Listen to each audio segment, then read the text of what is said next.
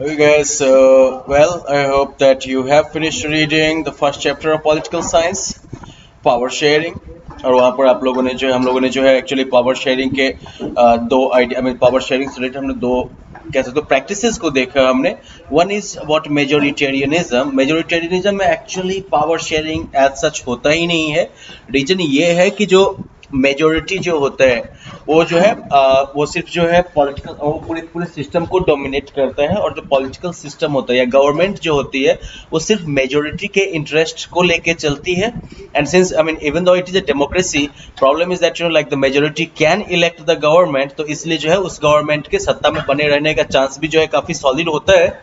Problem यही है कि इस तरह के मेजोरिटेरियनिज्म में क्या होता है कि जो बाकी जो एथनिसिटीज होंगी, बाकी जो सोशल ग्रुप्स होंगे, वो अपने आप को मार्जिनलाइज्ड फील करेंगे, वो अपने आप को लेफ्ट आउट फील करेंगे, और उसकी वजह से जो है एक जो है डिसकंटेंट पैदा होता है, राइट। तो मेजोरिटेरियनिज्म के प्रॉब्लम्स में हमने क्या क्या देखा? First of all, like dominance of the majority, it creates dissatisfaction,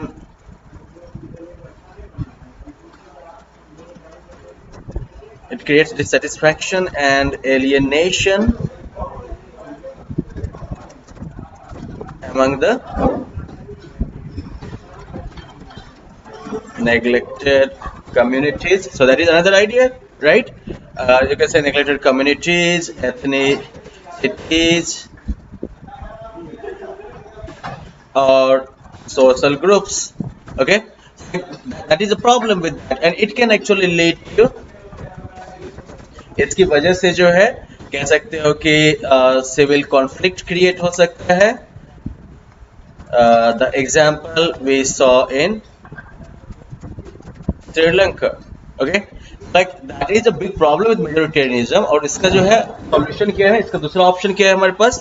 that is power sharing, accommodation की policy, right.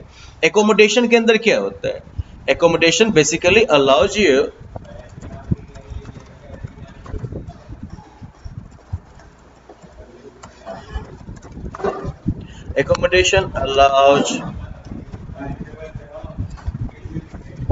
coexistence of diverse,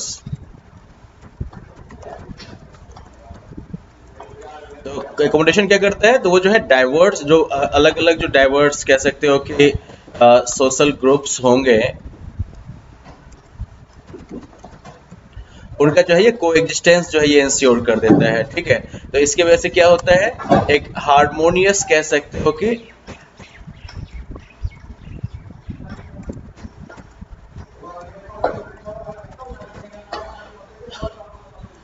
harmonious existence, और हार्मनी रहेगी तो फिर प्रोस्पेरिटी के भी चांसेस ज्यादा रहेंगे, राइट। और इसके आधार पर हम लोगों ने जो है दो तरीके का जो है जस्टिफिकेशन भी देखा था एक्चुअली पावर शेयरिंग का, राइट।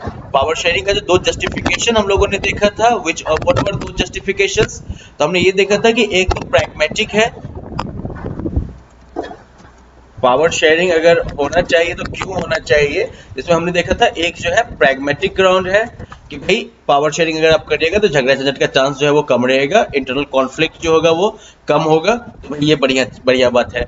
दूसरा जो है मोरल रीजन है। मोरल रीजन ये है कि पावर शेयरिंग जो है वो डेमोक्रेसी का जो है इनहेरेंट पार्ट है, उसके बगैर जो है डेमोक्रेसी फंक्शन ही नहीं कर सकती, ठीक है। तो ये दोनों जो है, क्योंकि डेमोक्रेसी का जो बेसिक टेनेट है, बेसिक जो सिद्धांत है वो यही है that the governed should have a से इन द गवर्नमेंट और गवर्नमेंट डिसीजन मेकिंग। जिनके ऊपर शासन किया जा रहा है उनको भी जो है उनसे जो है जरूर पूछा जाना चाहिए कि किस तरीके से उनके ऊपर शासन होना चाहिए, और वो चीज तब तक पॉसिबल नहीं है जब तक कि पावर शेयरिंग नहीं होती है।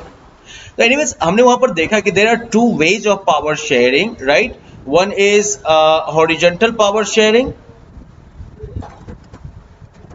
हॉरिजॉन्टल में हमने क्या देखा था?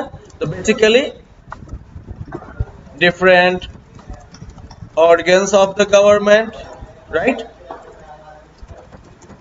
Horizontally power sharing में different organs of the government थे, like legislative,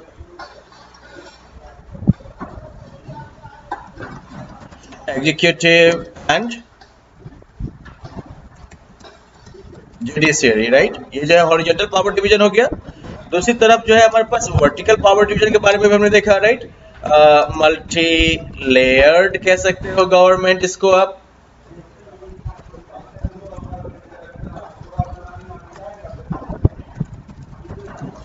वर्टिकल में जो आपके पास मल्टी लेयर्ड गवर्नमेंट का सीन होता है, राइट, कि सेंटर हो गया वगैरह वगैरह।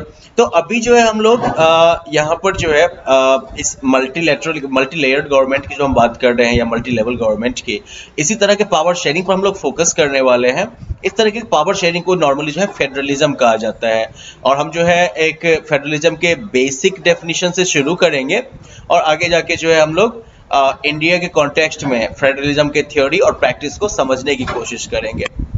इसके अलावा जो है फेडरल जो कॉन्स्टिट्यूशन प्रोविजनल्स हैं, संवैधानिक रूप से जो फेडरल प्रोविजंस किए गए हैं, इसके बाद जो है हम ये भी देखेंगे किस तरीके से पॉलिसीज या पॉलिटिक्स जो इंडिया की रही है उसने किस तरीके से फेडरलिज्म को जो है प्रैक्टिस के टर्म में ज्यादा मजबूत बनाया है, इसको ज्यादा स्ट्रांग बनाया है। So we will look at that as well.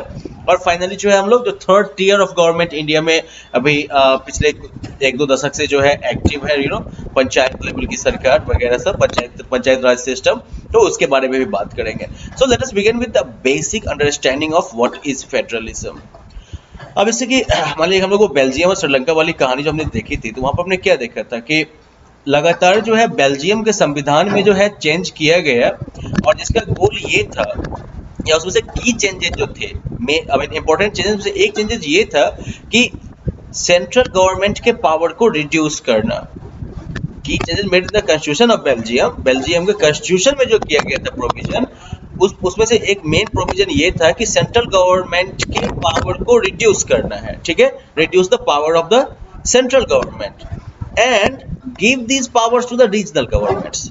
Regional governments को जो है ये पावर आप दे दीजिए।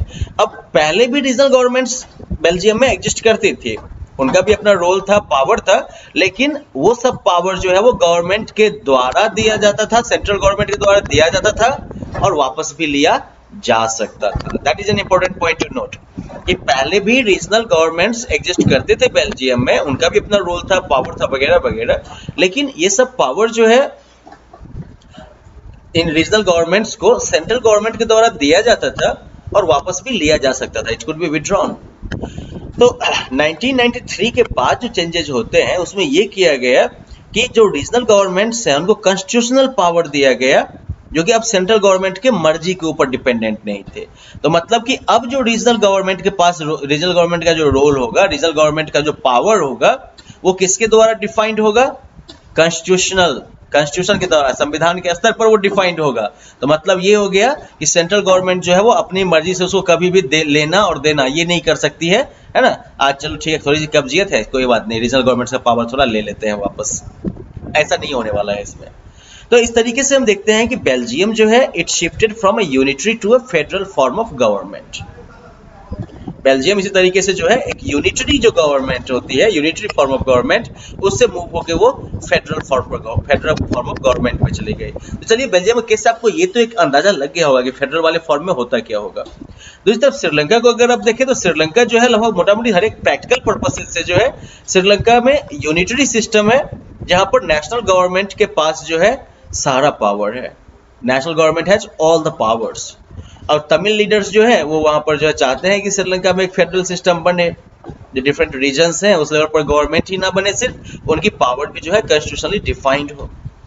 तो इन सब के आधार पर फेडरलिज्म का एक बेसिक अंडरस्टैंडिंग हम क्या डेवलप कर सकते हैं कि federalism is a system of government in which the power is divided between a central authority and various constituent units of the country. Federalism जो है सरकार की या शासन की व्यवस्था है जिसमें कि पावर जो है वो सेंट्रल अथॉरिटी और साथ ही साथ जो देश के अलग अलग जो कंस्टिट्यूएंट यूनिट है, बेसिक यूनिट्स है, जैसे कि इंडिया केस में स्टेट हो गया या फिर बाकी जगहों पर रीजन के फॉर्म में होता है ये, है ना। तो चाहे स्टेट हो या रीजन हो, जो भी हो, तो बेसिकली सेंट्रल अथॉरिटी और इन स्टेट या रीजनल यूनिट्स के बीच में जो है पावर डिवाइडेड हो। तो फेडरलिज्म का बेसिक क्या हो गया आइडिया कि सेंटर और स्टेट के बीच में या सेंटर और रीजन्स के गवर्नमेंट के बीच में जो है कॉन्स्टिट्यूशनल लेवल पर, संवैधानिक स्तर पर जो है पावर का डिवीजन होना चाहिए। अब नॉर्मली फेडरेशन में जो है 2 लेवल की गवर्नमेंट होंगी, ठीक है। एक होगी वो जो कि पूरे कंट्री पर जो है जैसा कि कंट्रोल होगा, ठीक है ना, जो पूरे कंट्री के लिए रिस्पॉन्सिबल होगी, और ये बेसिकली कुछ सब्जेक्ट्स के लिए जो है उन सब्जेक्ट्स के लिए रिस्पॉन्सिबल होते हैं जो कि कॉमन नेशनल इंटरेस्ट के लिए है। जैसे कि अगर इंडिया की बात करो तो हमारी फॉरेन पॉलिसी, हमारी डिफेंस पॉलिसी, ये सब जो है वो किसके हाथ में है, वो सेंट्रल गवर्नमेंट के हाथ में है। ओके, दूसरी तरफ जो है states have like power of their local police and administration and everything, ये पावर जो है वो स्टेट के पास है। इसके अलावा अब जो दूसरी जो गवर्नमेंट है जो कि प्रोविंस के लेवल पर हो या फिर स्टेट के लेवल पर हो या रीजन के लेवल पर हो, उनका काम होगा कि जो उनके उनके उनके राज्य का या उनके रीजन का जो दिल्ली का एडमिनिस्ट्रेशन होगा उसको वो संभालें, और उसके लिए उनको जो पावर चाहिए वो पावर उनको दिया जाता है। और ये दोनों जो लेवल ऑफ गवर्नमेंट्स हैं इनका पावर जो है वो एक दूसरे से इंडिपेंडेंट होता है, ठीक है। इसकी इनका पावर जो है इन दोनों का अपना अपना जो है पावर का डोमेन है, कोई जो है उसमें इंटरफियर या कटौती जल्दी नहीं कर सकता है, राइट। तो ये आपका हो गया फेडरलिज्म का मतलब। अब देख लो यहाँ पर जो है इन this map you can look at the countries that have a federal political system, okay. और इंटरेस्टिंगली उनके सिटीजन जो है वो 40% ऑफ द वर्ल्ड पॉपुलेशन भी फॉर्म करते हैं। दुनिया के ज्यादातर जो बड़े देश हैं वो फेडरेशंस हैं। इस रूल का एक्सेप्शन किधर है? Can you notice an exception to this rule in this map? अब यहाँ पर क्या कहा गया है कि ज्यादातर जो दुनिया के बड़े देश हैं वो फेडरेशंस हैं, लेकिन क्या कोई छोटा देश भी है जो कि फेडरेशन है? यहाँ पर you can have a look, Malaysia, इधर देख लो बोस्निया एंड हर्जेगोविना। भाई ये सब क्या है? एक्सेप्शंस है ना, क्योंकि ये तो बिल्कुल छोटे छोटे देश हैं, लेकिन इसके बावजूद दे आर फेडरेशंस। इधर which एरिया इज दिस?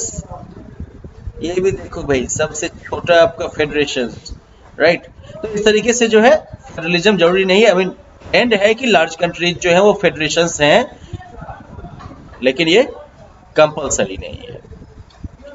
तो इस तरीके से हम कह सकते हैं कि फेडरेशंस जो है वो यूनिटरी गवर्नमेंट के साथ जो है यूनिटरी गवर्नमेंट से बिल्कुल विपरीत हैं, अलग हैं, ओके। यूनिटरी सिस्टम में क्या होता है? यूनिटरी सिस्टम ऑफ गवर्नमेंट में कि या तो वहां पर एक ही लेवल की सरकार रहेगी, either there is only one level of government, और the sub units are subordinate to the central government. जो सब यूनिट्स हैं वो सेंट्रल गवर्नमेंट्स के सबऑर्डिनेट रहेंगे, सेंट्रल गवर्नमेंट के नीचे रहेंगे। The central government can pass on orders to the provincial or the local government. Unitary वाले में क्या होगा कि सेंट्रल गवर्नमेंट जो है प्रोविंशियल या लोकल गवर्नमेंट को कभी भी ऑर्डर दे सकती है किसी भी बात के लिए, हाँ भाई ऐसा नहीं ऐसा करो, ठीक है। But in a federal system the central government can not order the government to do something. Federal वाले में जो है सेंट्रल गवर्नमेंट ऐसे ऑर्डर नहीं कर सकती है स्टेट गवर्नमेंट को कि तुमको ये करना ही होगा। स्टेट गवर्नमेंट का अपना भी पावर है जो कि सेंट्रल गवर्नमेंट के लिए रिस्पॉन्सिबल या आंसरेबल नहीं है, ओके। दोनों सरकार, सेंट्रल गवर्नमेंट और स्टेट गवर्नमेंट, दोनों अलग अलग जो है जनता को के प्रति जवाबदेह है, वो जनता को जवाब देंगे, ना कि एक दूसरे को। अब यहाँ पर जो है हम कुछ की फीचर्स देख लेते हैं फेडरलिज्म के, and after that we can take pause. पहली बात कि 2 या 2 से ज्यादा लेवल ऑफ गवर्नमेंट होगी, राइट। दूसरी बात कि जो डिफरेंट टायर्स ऑफ गवर्नमेंट होंगे, चाहे स्टेट हो या सेंटर हो या भी पंचायत वाला हो, ठीक है, वो उन्हीं नागरिकों पर जो है वो शासन करेंगे, उन्हीं का जो है वो शासन व्यवस्था चलाएंगे, लेकिन हर एक टायर का जो है अपना जुरिस्डिक्शन होगा। जुरिस्डिक्शन मतलब अधिकार क्षेत्र, ठीक है, कि वो किस तरह के कानून बना सकते हैं, किस तरह के टैक्सेस लगा सकते हैं और किन किन चीज़ों का एडमिनिस्ट्रेशन जो है वो संभालेंगे। तो इस हिसाब से स्टेट, सेंटर या पंचायत इन सब का जो है अलग अलग डिवाइडेड होगा। इसके बाद ये भी है कि जो जुरिस्डिक्शन है रिस्पेक्टिव लेवल या टायर ऑफ गवर्नमेंट का, जो उसका अधिकार क्षेत्र है, वो भी जो है संविधान में स्पेसिफाई कर दिया गया है, ओके। तो फिर हर एक टायर के गवर्नमेंट का जो एग्जिस्टेंस है, जो उसका अस्तित्व है या जो उसका पावर है, वो संविधान के द्वारा गारंटीड है ना। अगला फीचर ये हो गया कि जो फंडामेंटल जो प्रोविजन है संविधान के, यहाँ पर एक सवाल ये भी उठ सकता है ना, कहीं सेंट्रल गवर्नमेंट संविधान में परिवर्तन कर दे तो यहाँ पर एक ये है कि जो फंडामेंटल प्रोविजंस हैं संविधान के, वो अकेले जो है कोई एक गवर्नमेंट या एक लेवल ऑफ गवर्नमेंट जो है उसको चेंज नहीं कर सकती है, एक तरफा तरीके से चेंज नहीं कर सकती है। ऐसे चेंजेस के लिए जो है आपको दोनों लेवल ऑफ गवर्नमेंट के सहमति की जरूरत होती है, ठीक है। Such changes require the consent of both the levels of government. आगे हम ये भी देखते हैं फेडरलिज्म के अंदर that courts have the power to interpret the constitution and the powers of different levels of government. Court जो है, न्यायालय जो है, उनके पास संविधान को इंटरप्रेट करने का, संविधान को उसको जो है परिभाषित करने का अधिकार है, और साथ ही साथ अलग अलग लेवल के गवर्नमेंट के जो पावर्स हैं उनको भी। और जो हाईएस्ट कोर्ट जो है, ठीक है ना, वो जो है अंपायर का काम करते हैं, जैसे कि मान लो कि सुप्रीम कोर्ट हो गया, तो वो सुप्रीम कोर्ट जो है वो अंपायर का काम करेंगे, जबकि डिफरेंट लेवल ऑफ गवर्नमेंट जो है जैसे कि स्टेट और सेंटर, इनके बीच में जो है अपने अधिकारों के प्रयोग को लेकर झगड़ा हो जाएगा। तो पंचायती का काम भी हो गया ना, सेंटर और स्टेट के बीच में पंचायत करने का भी अधिकार या काम किसको मिल गया है? कोर्ट को मिल गया है, जो कि संविधान के आधार पर चलेगा। इसके अलावा हर एक लेवल ऑफ गवर्नमेंट जो है इनका सोर्स ऑफ रेवेन्यू स्पेसिफाइड है। अब मान लो कि अगर आपको सारी आज़ादी मिल जाए, लेकिन अगर आपके जेब में पैसा ही ना हो, तो आपकी आज़ादी किसी ज़्यादा काम की रह नहीं जाती है। तो इसलिए जो संविधान में ये भी व्यवस्था कर दी गई है कि जो हर एक लेवल ऑफ गवर्नमेंट है उसका अपना सोर्स ऑफ इनकम रहे, सोर्स ऑफ रेवेन्यू रहे, ताकि वो जो है फाइनेंशियली जो है किसी के ऊपर डिपेंडेंट ना रहे। And next is that federal system जो है इसके अंदर डबल ऑब्जेक्टिव होता है, ड्यूअल ऑब्जेक्टिव। एक तो हो गया to safeguard and promote unity of the country, कि देश की एकता को जो है सुरक्षित रखना और बढ़ाना, while at the same time accommodate regional diversity। साथ ही साथ जो है जो क्षेत्रीय जो विविधता है इसको भी आपको जो है एकोमोडेट करना है, इसको भी जो है शामिल करना है। तो इस तरीके से हम कह सकते हैं कि जो फेडरलिज्म के अंदर जो संस्थाएं होंगी और उनकी जो प्रैक्टिसेज होंगी, उन दोनों में ये दोनों एस्पेक्ट काफी क्रूशियल रहेंगे, और इसीलिए जो डिफरेंट लेवल की गवर्नमेंट है उनको भी जो है कुछ पावर शेयरिंग के रूल्स पर जो है एग्री करना पड़ता है। उनके बीच में आपसी विश्वास भी होना चाहिए, और साथ ही साथ दोनों को, या जो भी जितने भी लेवल्स है, हर एक टियर ऑफ गवर्नमेंट को, लेवल ऑफ गवर्नमेंट के बीच में जो है आपसी विश्वास होना चाहिए, और जो एक अंडरस्टैंडिंग होनी चाहिए, और सभी उस अंडरस्टैंडिंग को फॉलो करेंगे, ठीक है। तो अगर आइडियल फेडरलिज्म कहीं पर एग्जिस्ट करता है तो उसमें दो चीज आपको डेफिनेटली मिलेगी, mutual trust and agreement to live together, मतलब कि आपसी विश्वास और साथ ही साथ में रहने के लिए रजामंदी। So well, let us stop here now for today. We will continue here onwards in the next session. Bye bye.